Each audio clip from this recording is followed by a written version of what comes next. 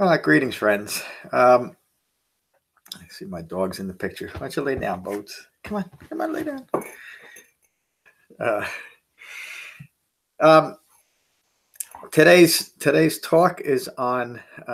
It follows last week's Wednesday podcast and actually last Thursday night's class in Frenchtown on a poem by Sumangala, where he describes the profound benefits of a right meditation practice in developing awakening.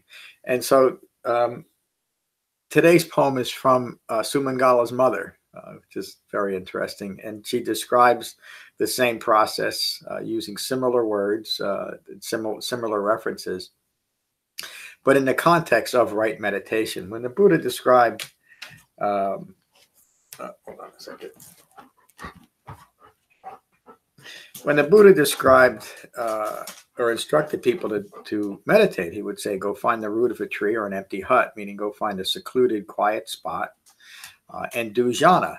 And what he meant by that is to develop the singular purpose for the reason why he taught meditation, which is to develop concentration.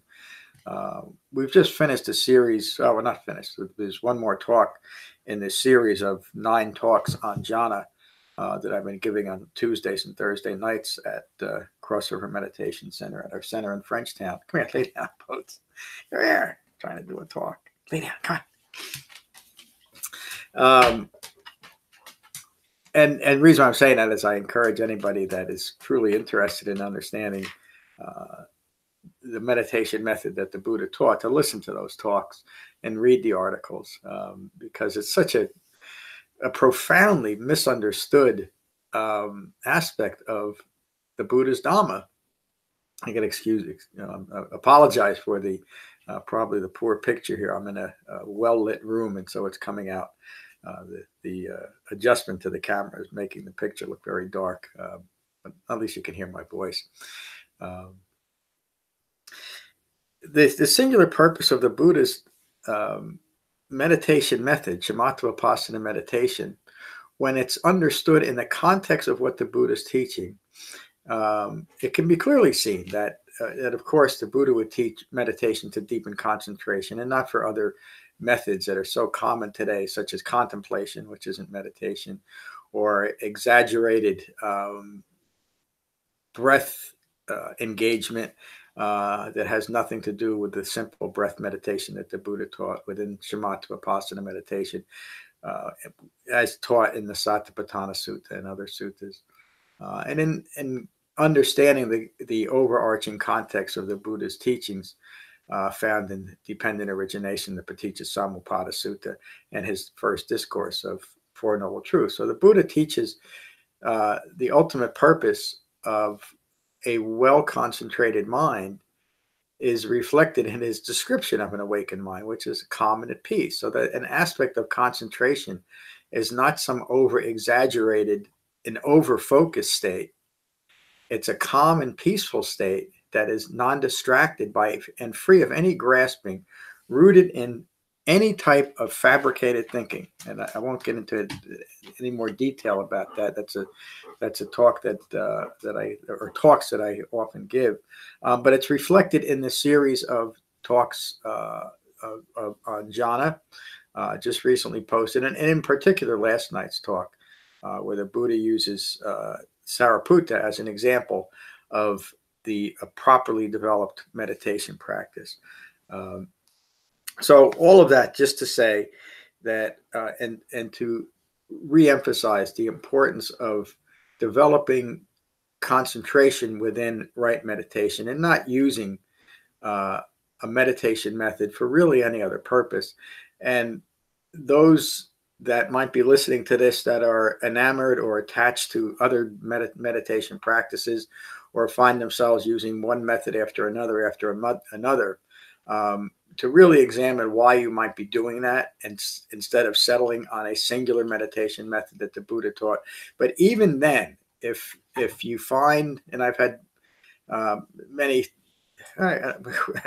more students that I wish that would say, well, I found this to be helpful and that to be helpful, and I do this and I do that, and I like the idea of bringing all different practices into my practice. And even if I couldn't convince you to not do that, we had a visitor who came with some family members a few weeks ago. And she very politely said that she brings this practice in and that practice in and some yogic practices, and she finds all of that helpful. Well, that's wonderful. And I don't know that you have any possibility of developing awakening as the Buddha teaches awakening if you do that. But you will have a wholesome practice. And what I'm saying is that it's better than not doing anything.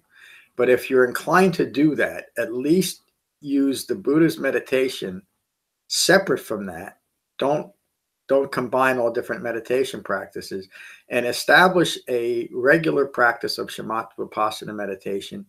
And then if you want to add other practices outside of that, that would be fine. But if you want to understand what an awakened human being taught, it makes sense that you would practice his meditation method and not substitute for that or embellish it in any way.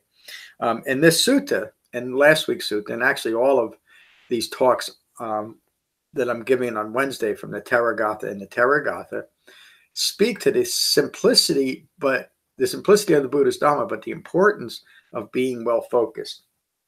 And so this is from Sumangala's mother, from the Therigatha, which preserves 73 poems of awakened nuns from the original Sangha. Sumangala's mother says, "Freedom, freedom. I am completely free." This is from the same opening that Sumangala opened his poem with. "Freedom, freedom. I am completely free. Free from my pestle, free from my shameless husband." I love that. And his sunshade making. Sunshade making, the visual there is he was a lazy old man who put all the work on his wife. "Free from my moldy old pot with its water snake smell. Passion, aversion, delusion, I cut with a single chop." The three defilements of greed, aversion, and delusion, she cuts with a single chop. The single chop in the reference here is the single chop of concentration. Now, it should be mentioned, I have always mentioned, that the Buddha didn't teach just meditation as is taught in one of the most prevalent modern Buddhist schools. He taught meditation as one factor of an Eightfold Path. "I cut with a single chop. I have come to the root of a tree and do jhana. What bliss." That's the end of that wonderful poem from Sumangala's mother. She came to the root of a tree and did jhana. This is the Buddha's instructions on how to meditate and what to do during meditation. And so all of these teachings, and there's many suttas on jhana that are on the website now, under the category of right meditation, samadhi, and jhana. They all speak to the purpose of meditation is to develop and recognize ever deepening levels of meditative absorption. That means that there's no instruction for meditation, or there's no intended instruction for meditation in these teachings on jhana.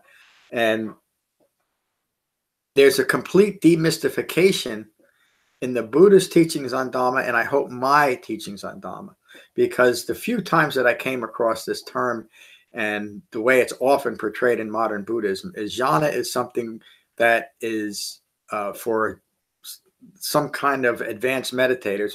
To me, there's no such thing as an advanced meditator. There's an accomplished meditator that has developed profound levels of concentration through a well-focused practice. But there's no advanced techniques or any types of advanced meditation methods taught by the Buddha. He taught a single meditation method, shamatha vipassana meditation, with its foundations in the beginning sections of the Satipatthana Sutta, the 4 foundations of mindfulness. And he consistently taught that throughout his 45-year teaching career for the singular purpose of developing ever deepening levels of concentration. That's what jhana is. And so the teachings on jhana are so that we have a focus and know what to recognize in our meditation practice. And as we recognize these ever deepening levels of concentration on our cushion, we're able to then recognize them off our cushion. And so we can make a connection between our sitting practice and the practical application of that sitting practice within the framework of the Eightfold Path in our moment by moment life as our life unfolds. So I hope you found benefit from today's talk. And if you did, please consider a donation at becoming-buddha.com. And there'll be another video podcast next Wednesday. Thank you. Peace.